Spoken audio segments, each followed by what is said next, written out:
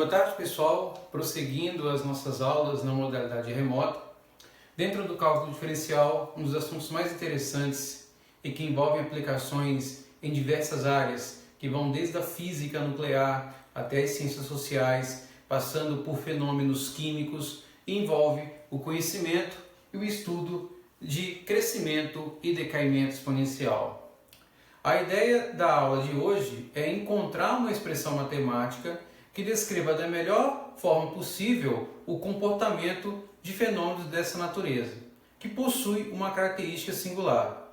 A ideia é, a partir dessa característica, identificar qual é o modelo que se relaciona com essa representação e daí elaborarmos soluções para problemas que envolvem esse conceito. Então, a premissa básica, a ideia básica que vamos trabalhar em termos de introdução é pensar o seguinte, que em muitos fenômenos naturais, quantidades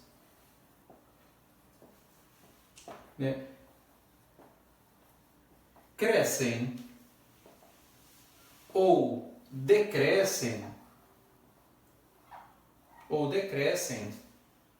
em taxas proporcionais ao seu tamanho.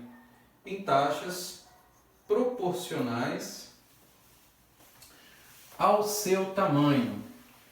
E dentro dessa frase, desse fragmento, tem muita informação que nós vamos utilizar para montar o nosso modelo, proporcionais ao seu tamanho. Quando eu menciono quantidades que crescem ou decrescem em taxas proporcionais ao seu tamanho, eu posso usar alguns fenômenos bem comuns que envolvem, por exemplo, população. Ou seja, uma população ela pode crescer a uma taxa proporcional ao seu tamanho, desde que você tenha certas condições. Vamos pensar numa população que não necessariamente seja humana, mas pode ser uma cultura de bactérias que, exposta a um ambiente rico em nutrientes, podem crescer indefinidamente. Mas também há casos de quantidades que podem decrescer, como por exemplo na física nuclear, quando eu estudo o que nós vamos aqui trabalhar como decaimento radioativo de uma substância. Exemplo onde esse conceito é bem usado, muitos de vocês talvez nem tenham nascido, mas provavelmente devem ter tido contato. O Brasil já sofreu um acidente nuclear bastante restrito, que é o do Césio 137 em Goiânia, em que algumas crianças, ao tomarem contato com esse elemento radioativo, faleceram.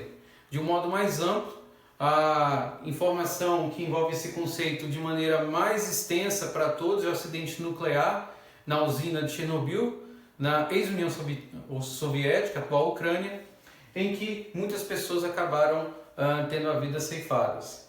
A ideia de você trabalhar com decaimento radioativo parte também da premissa que eu tenho uma quantidade, no caso aqui é massa, que decresce a uma taxa que é proporcional ao seu tamanho. Nós veremos mais adiante que esse conceito dentro da física química é chamado de meia-vida, que já adiantando é uma ideia que está associada ao tempo necessário para metade de qualquer substância perder a sua massa. Pois em fenômenos dessa forma, como a população, o decaimento radioativo, nós vamos elaborar uma equação em que essa representação, em que esse fragmento seja respeitado.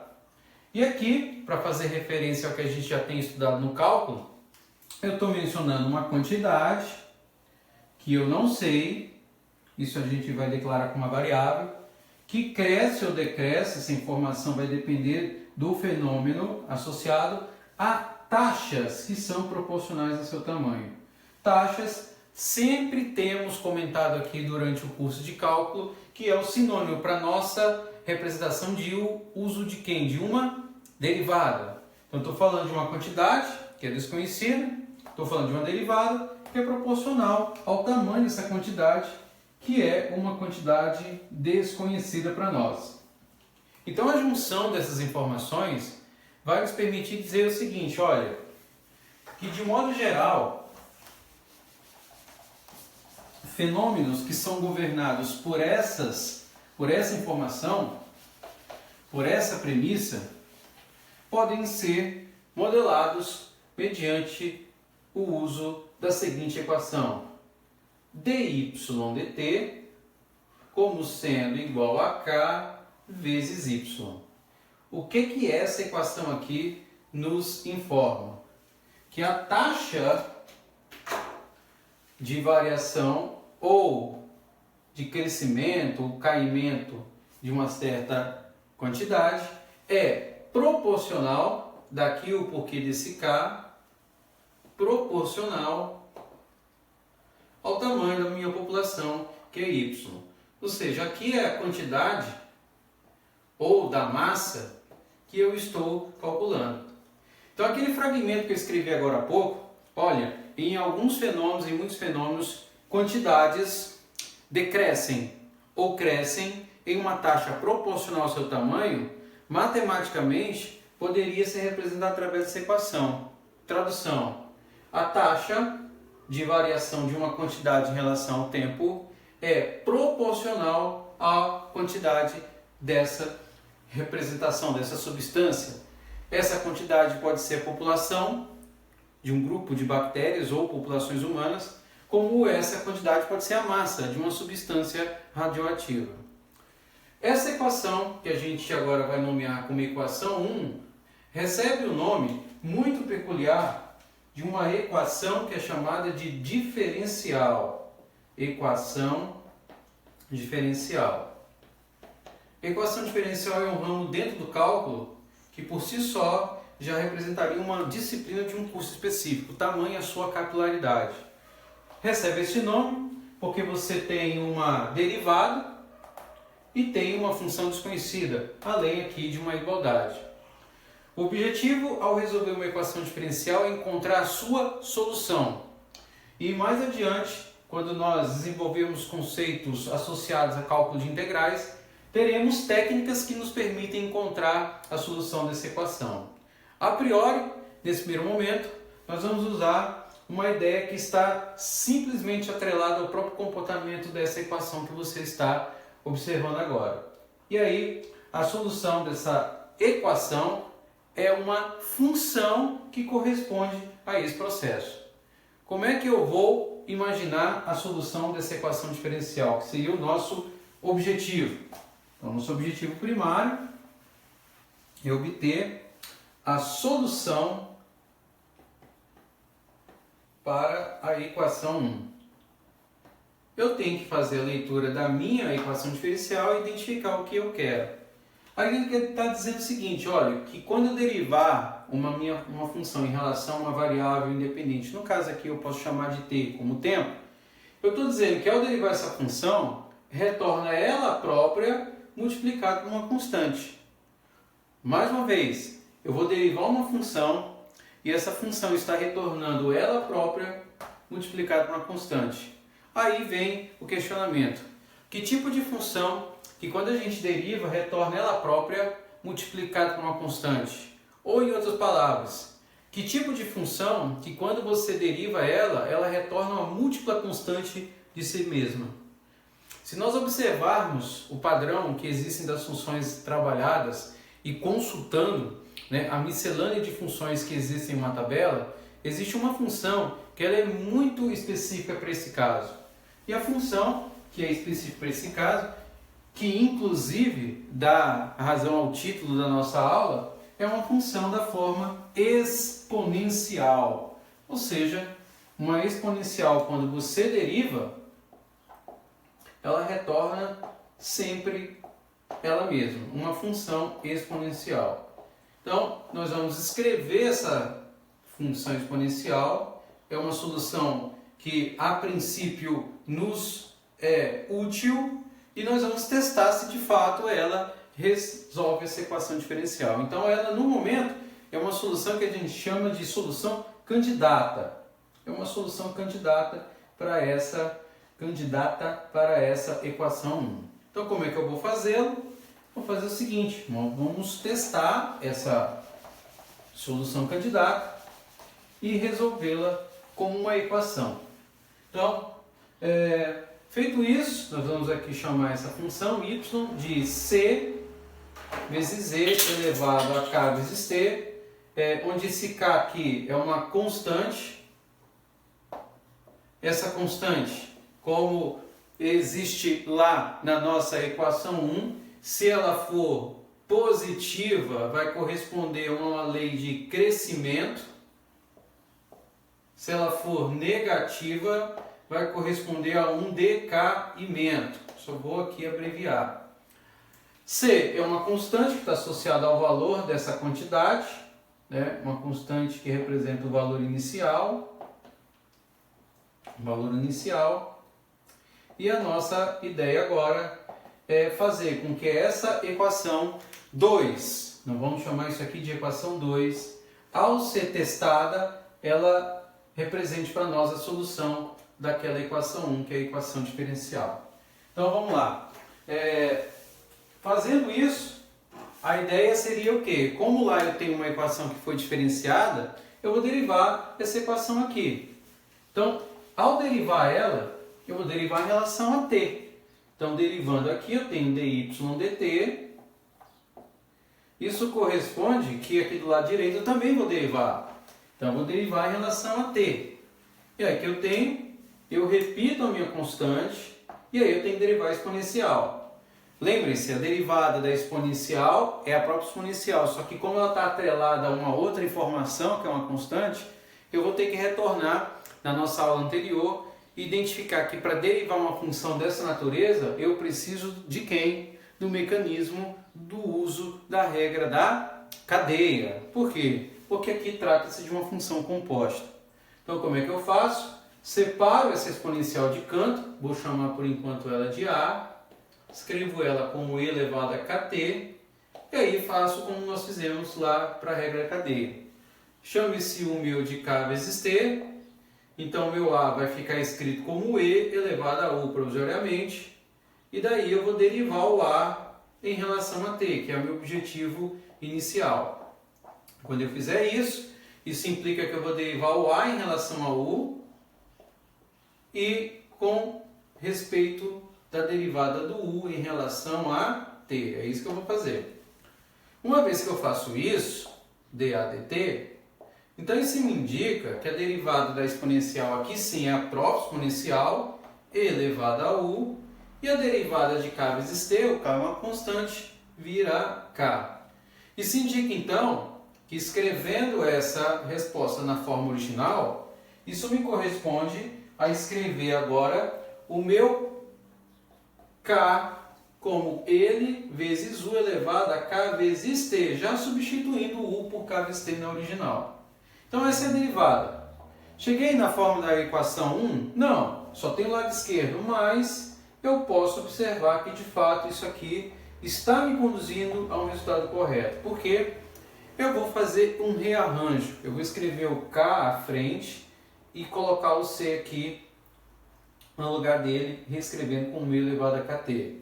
Pergunta, eu posso fazer isso em multiplicação? Sem problema algum. Mas ao fazer isso, o que eu observo? Olha, que a expressão que está à frente do c, do k, perdão, é exatamente, essa daqui vou retangular, é exatamente essa equação que nós chamamos de equação candidata, solução candidata. Então isso implica que na verdade k vezes c t é k vezes y.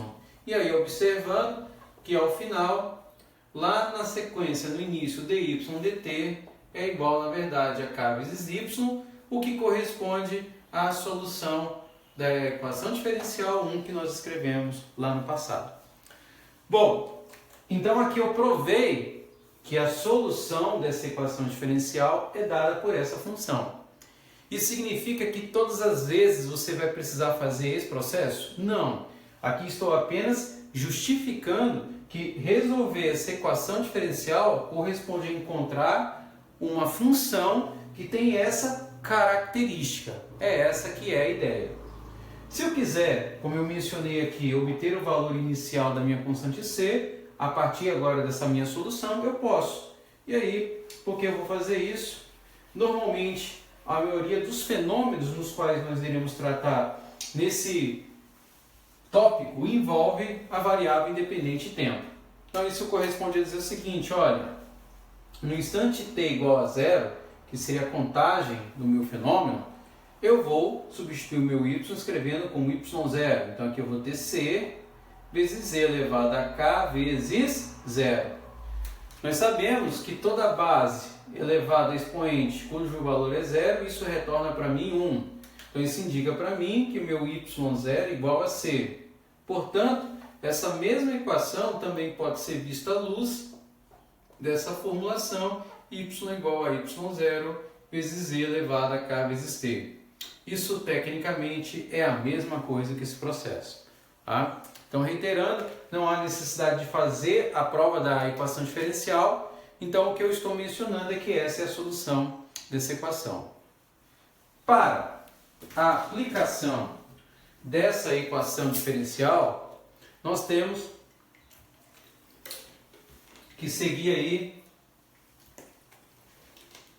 dois caminhos bem simples que você vai entender na hora de nós resolvermos exercícios. Então, o que eu quero dizer é o seguinte: se eu tenho que a minha solução da minha equação agora é essa representação y igual a y0 vezes z elevado a k vezes t, eu estou dizendo que todos os fenômenos que correspondem àquela premissa inicial de que, olha, se um determinado fenômeno, a taxa de variação da quantidade crescer ou diminuir a uma taxa proporcional ao seu tamanho, então a solução daquela equação diferencial 1 pode ser dada por essa função. Ok, você vai resolver essa função, só que você precisa encontrar dois elementos para poder resolvê-lo. Esses dois elementos correspondem a você encontrar o valor inicial, que é o y0, e o valor do k, que é a nossa constante de crescimento, se ele é positiva, e de decaimento, se ela é negativa. Uma vez que eu faço isso, consigo resolver o meu problema. Correto? Então nós faremos aí alguns exemplos onde essa conceituação possa ser utilizada. Vamos lá. Vamos pensar em 2 ou 3 exemplos. Primeiro exemplo, exemplo 1, vamos pensar num modelo de crescimento populacional. Modelo de crescimento populacional. Essa que é a ideia. Então, a proposta aqui é que nós tenhamos um exemplo no qual, partindo da premissa de que a taxa de crescimento da população é proporcional ao seu tamanho, nós podemos modelar o comportamento do crescimento ou decaimento dessa população para N períodos. E aqui esse é um problema muito interessante, porque a maioria dos países, ao entender que a população cresce a uma determinada taxa, podem, com esses dados, identificar quais regiões são necessárias em que você construa mais estradas, em que você tenha mais escolas, onde você saiba em que regiões são necessários mais postos ou hospitais para atender um determinado grupo de pessoas. Então, o modelo de crescimento populacional, mais do que nunca, é um modelo de previsão para identificar ações futuras que nós tenhamos que realizar para evitar problemas, como, por exemplo, o que nós estamos enfrentando hoje, que é essa epidemia de coronavírus. Inclusive, nós temos condições, colocando essa restrição, colocando essa condição de que uma determinada quantidade cresce ou decresce a uma taxa proporcional, de identificar um modelo que possa prever, por exemplo, quantos casos teremos daqui a um mês, né? Considerando que essa taxa de crescimento seja proporcional. Vamos com o primeiro exemplo, vamos partir da ideia do modelo de crescimento de população, usando a seguinte conceituação. Vamos lá, vamos pensar da seguinte forma. Use o fato de que a população mundial, vou colocar aqui POP mundial, seja de 2000 e 560 milhões ou 2 bilhões e meio de habitantes em 1950 e 3.040 milhões ou 3 bilhões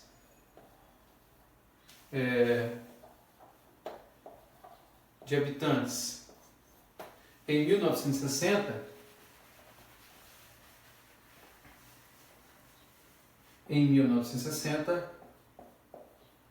para elaborar um modelo de crescimento, né? Um modelo de crescimento populacional, para a segunda metade do século XX. Para a segunda metade do século XX. E aí vem a informação que para nós tem que ser embasada para podermos construir esse modelo. Partindo da premissa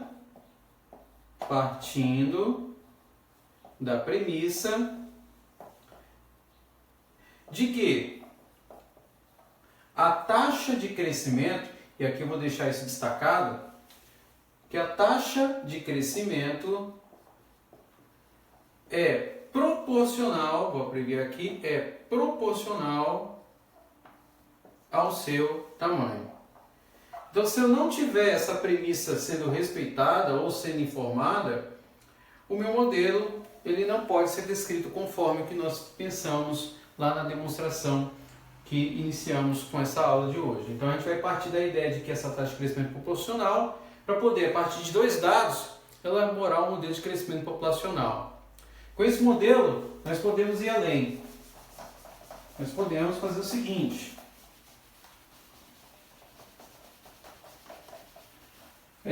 Uma vez que a gente constrói o modelo, podemos fazer a seguinte estimativa. Olha, estime a população, vamos colocar aqui em 1995, e aí vamos para o século 21 e 2020. Vamos elaborar um modelo também para tentar identificar qual é a população em 2020. Então vamos lá. Ponto de partida desse problema. Eu estou pressupondo que a taxa de crescimento vai proporcionar o seu tamanho. Então isso indica que eu vou cair naquela minha equação diferencial 1. Só que no lugar do y eu vou colocar quem? Um p, porque eu estou representando uma população. Estou dizendo que a taxa de crescimento da população é proporcional ao tamanho dessa população. Então está aqui, ó. É a equação 1, onde eu só estou mudando a minha variável. Ao invés de y, eu vou trabalhar com p. Eu preciso resolver isso aqui? Não, porque nós já sabemos a solução dessa equação diferencial. Nós colocamos ali. Um p, na verdade ali era um y, igual a um p0 exponencial de k vezes t. Então essa é a solução que eu desejo encontrar. E essa solução que eu desejo encontrar, ela está atrelada ao conhecimento de 2 constantes, de 2 valores que eu preciso determinar. Então, reproduzindo mais uma vez p igual a p0 exponencial de k vezes t, eu tenho que encontrar aqui nesse processo o meu p0 e o k. Para efeito, como eu estou trabalhando com o crescimento da população, se todas as minhas considerações estiverem corretas, o meu k deve ser o quê? Ele tem que ser um valor positivo, a população está crescendo. Porque se ele for negativo, o que você vai estar fazendo? Você está matando a população. A população não está diminuindo, ela está aumentando. Então o k é positivo. Beleza, como é que a gente vai determinar o nosso p0? É aí que a gente começa a fazer uso dos dados. O dado inicial que a gente tem é que em 1950 a população era de quanto? 2.560 milhões ou 2 bilhões. Então, 1950 seria o nosso t igual a 0. Ou seja, foi a partir daqui que eu estou modelando o meu fenômeno. Então, com essa população de 2.560 milhões ou 2 bilhões, nós temos já a condição de expressar ele como nosso P0. Então aqui eu tenho que meu P vai ser igual a 2.560 exponencial de K vezes T. Beleza, achamos o nosso P0. Só que precisamos encontrar o K. E para encontrar o K eu necessito de outra informação. Nós sabemos que depois de 10 anos aferiu-se, né, a população mais uma vez, e nesse intervalo, que agora decorre a partir de 1950, 10 anos, isso é importantíssimo, a população era de 3.040 milhões. Você não vai colocar aqui um T igual a 1960, você vai colocar o T decorrido a partir do momento em que você começou a medir um fenômeno, que foi em 1950. Então, em 1950, que é o T igual a zero, você tinha isso, e em 60, passado 10 anos, você tinha isso. O que vai acontecer? Com muito cuidado, lá no P, você vai escrever P após 10 anos, isso vai ser igual a 2.560, correto? Exponencial de K, que eu não conheço, vezes o T, que é 10, vai ficar 10K. E isso tudo vai ser igual a 3.040. O que eu faço agora? Eu venho e resolvo essa equaçãozinha aqui. É essa equação que eu quero agora representar, que eu quero calcular. Então, fazendo isso, eu vou ter elevado a 10K igual a 3.040. O 2.560 está multiplicando, vem para cá sendo dividido. E a partir daqui eu vou fazer uso de uma calculadora para poder prosseguir no processo sem muitos problemas. Então vou colocar um pouquinho mais para esse lado, elevado a 10K, e vou calcular a razão de 3.040 por 2.560. Então fazendo as contas aqui, 3.040 dividido por 2.560 vai me produzir um valor de, fazendo aqui, retorno ao valor fracionário, 1,1875. Então, elevado a 10K dá 1,1875. Para efeito, nós vamos usar aqui 4 casas decimais após a vírgula como um padrão, para ter uma aproximação. E no momento que eu chego nesse ponto, para poder evoluir daqui, eu preciso encontrar o K. Você vai simplesmente tirar o K daqui e jogar aqui embaixo? Não. Você vai aplicar uma propriedade que em matemática é muito comum, que é trabalhar com a função inversa da função dada para poder, no processo, aniquilar a função que está no seu processo, no seu problema. Ou seja, todas as vezes em que você chegar nessa etapa, você vai ter que passar essa que é a informação, esse que é o termo que se usa em matemática, passar uma função que é inversa à exponencial, de modo a aniquilar ela e conseguir fazer com que a expressão que está aqui acima seja retirada. Então, em todos os casos, você vai passar uma função que a gente chama de logaritmo natural, ou LN, que é o mesmo log que você aprendeu lá no ensino médio, porém a base é uma base neperiana, que é a base dada pelo número irracional e. Então, nesse processo, você vai escrever LN de e elevado a 10K, ou seja, o que você faz à esquerda, você faz à direita. Isso indica o seguinte, que se você estiver somando essa expressão aqui à esquerda, você soma à direita. Se eu estiver multiplicando, multiplica à direita. Se estiver colocando um boi aqui, você coloca um boi aqui. Ou seja, você faz toda a operação que está à esquerda a mesma coisa que está à direita, porque senão você não resolve o problema. Então aqui você vai colocar 1,1875. Uma vez que você faz isso, você mata o exponencial. Então o que está lá em cima desce e é escrito para nós agora como 10K. Então vai ficar 10K igual ao LN de 1,1875. Daí você isola o Kzinho, escreve ele como LN de 1,1875 e por sua vez ele vai dividir por 10. Por fim, você vai usar uma calculadora com a função LN, vai pegar uma calculadora comum. Eu não tenho nesse momento uma calculadora aqui científica para mostrar para vocês, Mas a calculadora padrão Cássio ou Kenko, que são genéricas, também funcionam, ou mesmo a calculadora do seu celular, que tem essa função, ela executa esse cálculo. Tá? Fazendo as contas, quando você pega o ln desse número, então vamos fazer aqui ln de 1.1875 e divide isso tudo por 10, isso vai me gerar um valor de aproximadamente 0,01718. É esse o K que eu vou obter. O K já sendo a razão dessa divisão. Como eu espero que aconteça, é positivo. Então, com esse K positivo, eu agora tenho meu modelo completo, que é o que eu estava buscando.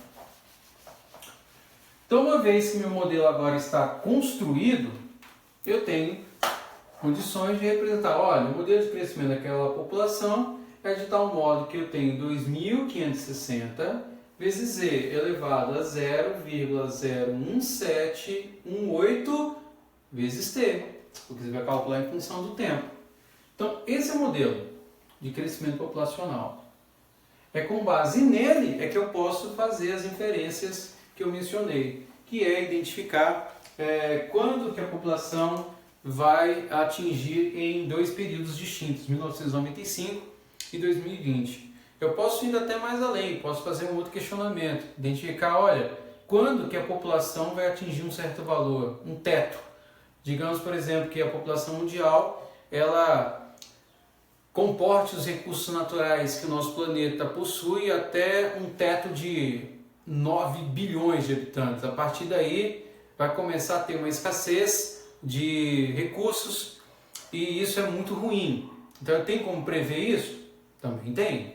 Então, vamos lá. Primeiro, fazendo o que está sendo pedido, que é calcular a população em 1995.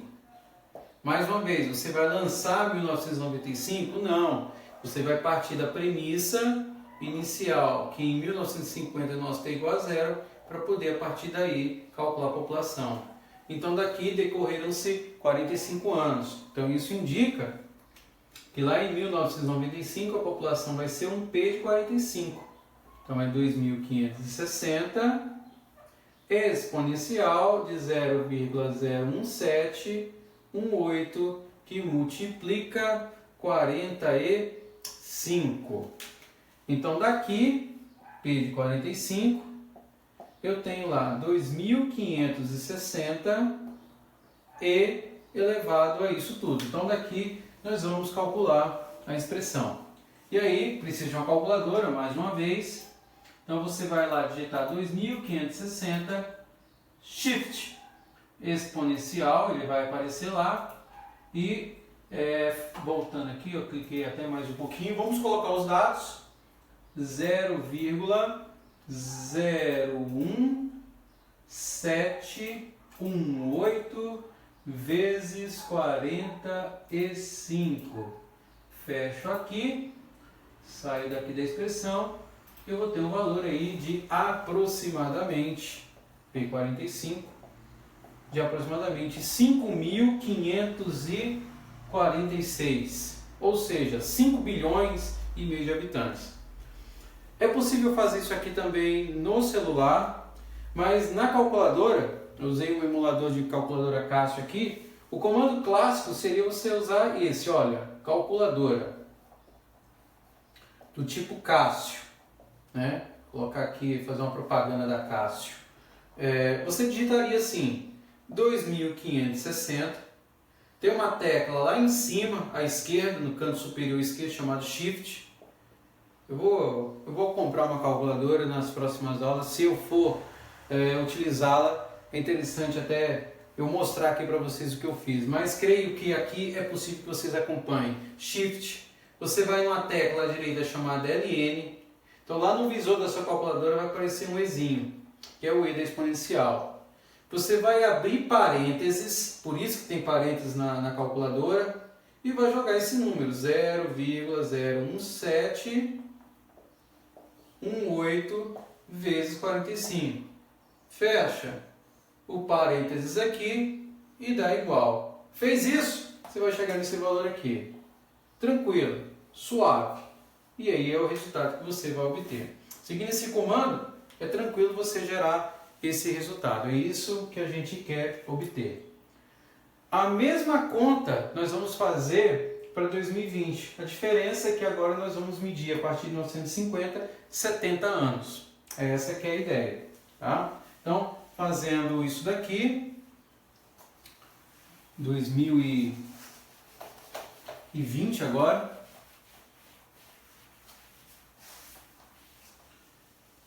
Em 2020,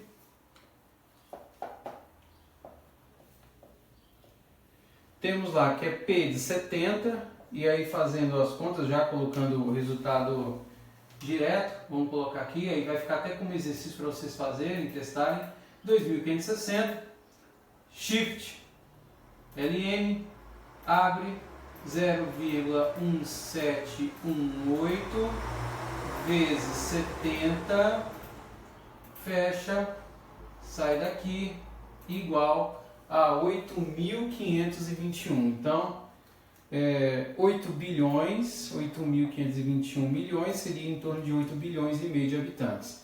Então, sempre reiterando, esse é um modelo. É claro que não é exatamente a população mundial, porque nós estamos trabalhando apenas com 2 dados, né, para mostrar a validade do modelo, mas sim, ele funciona e ele corresponde a esse resultado. Beleza? Então, agora nós vamos fazer um exemplo que é até o motivo de a gente estar aqui montando essas aulas num esquema remoto, né, no esquema online, que é imaginar, por exemplo, qual é o número de casos que o Brasil pode registrar daqui a um mês de coronavírus. Partindo, e aí eu tenho que tomar muito cuidado com essa informação, partindo da premissa, partindo da ideia, supondo que a taxa de crescimento de casos seja proporcional ao tamanho de casos que nós temos. É essa a ideia.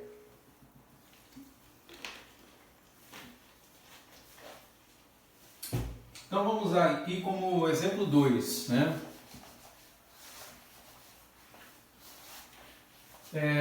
Exemplo 2. Vamos colocar aqui estimativa de número de casos de Covid-19 no Brasil, né? Vou usar como informação os dados que são coletados no site do Ministério da Saúde.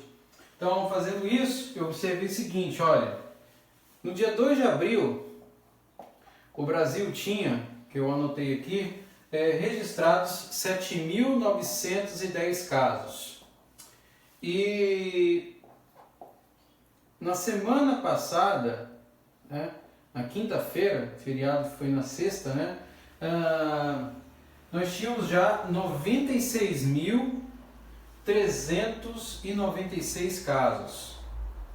Vou colocar até aqui, ó, fonte Ministério da Saúde. Então, qual é a ideia aqui?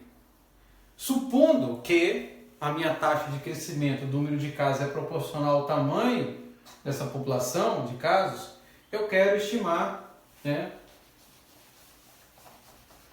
número de casos para daqui a um mês. Número de casos no dia 2 de junho. Daqui pouco menos de um mês, certo?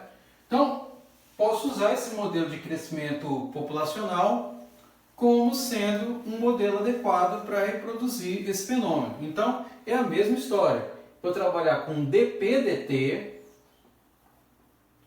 igual a K vezes P, taxa de crescimento do número de casos, ou eu vou chamar aqui de N, né, para ser mais específico, N de número de casos, K vezes N, KN, certo? Fica melhor assim. Sabemos que a solução para essa equação, da mesma forma que no anterior, vai ser um N igual a um N0 exponencial de K vezes T, certo? Bom, o N0 nós temos. Porque se eu estou partindo da premissa de que eu estou medindo o meu fenômeno a partir de 2 de abril, lá em 2 de abril nós tínhamos 7.910 casos. Então eu vim aqui e escrevo N igual a 7.910 exponencial de K vezes T. Então nós temos isso. O que eu quero encontrar? Eu já encontrei o meu N0, quero encontrar o K. Para todos os efeitos, o K tem que ser positivo, porque eu estou trabalhando com crescimento. Para fazer isso, o que eu preciso?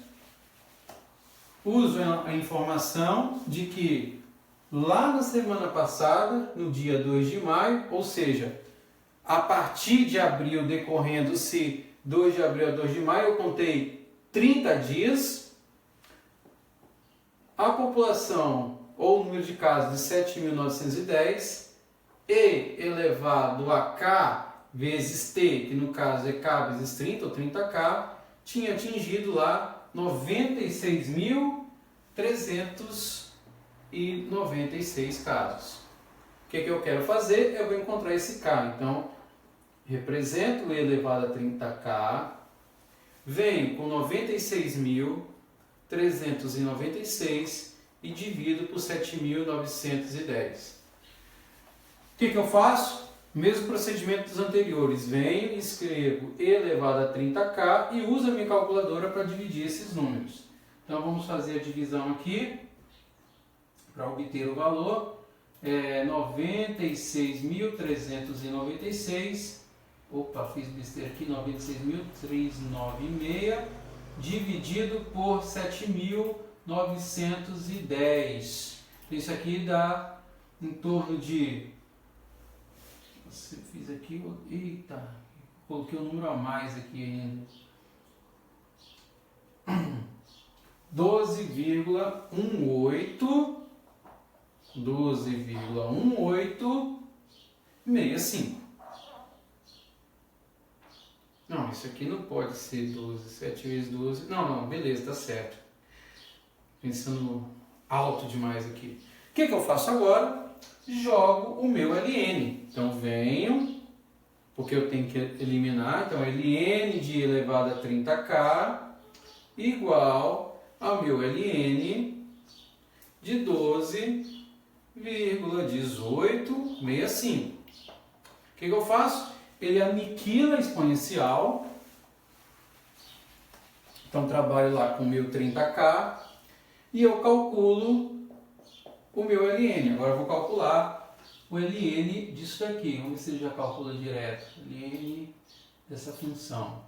Então ao calcular, ele vai gerar aproximadamente 2,5003.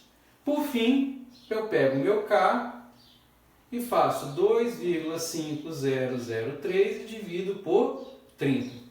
Feito isso, o meu K aproximado, fazendo as contas aqui, vamos agora dividir esse cara por 30, vai ser de aproximadamente 0,0833. Esse é o meu K. Com isso, e agora estou fazendo de forma correta até o momento, que o K deu positivo, eu tenho meu modelo completo, né?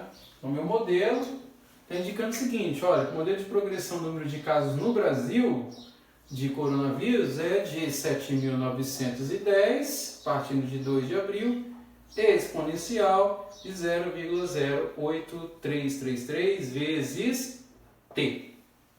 Ok, eu não quero calcular agora os casos, a quantidade de casos que eu vou estimar lá em 2 de junho, mesma história. Se eu estou partindo que 2 de abril é o nosso T igual a 0,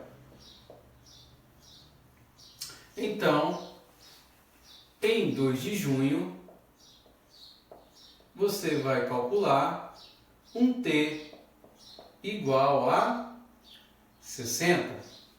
Com isso, nós temos que N é igual a 7.910 E elevado a 0,833 vezes 60. E com isso, nós obtemos o seguinte, que o meu N, ao ser calculado, com esses dados, vai me permitir chegar num valor de aproximadamente 1.171.602 casos.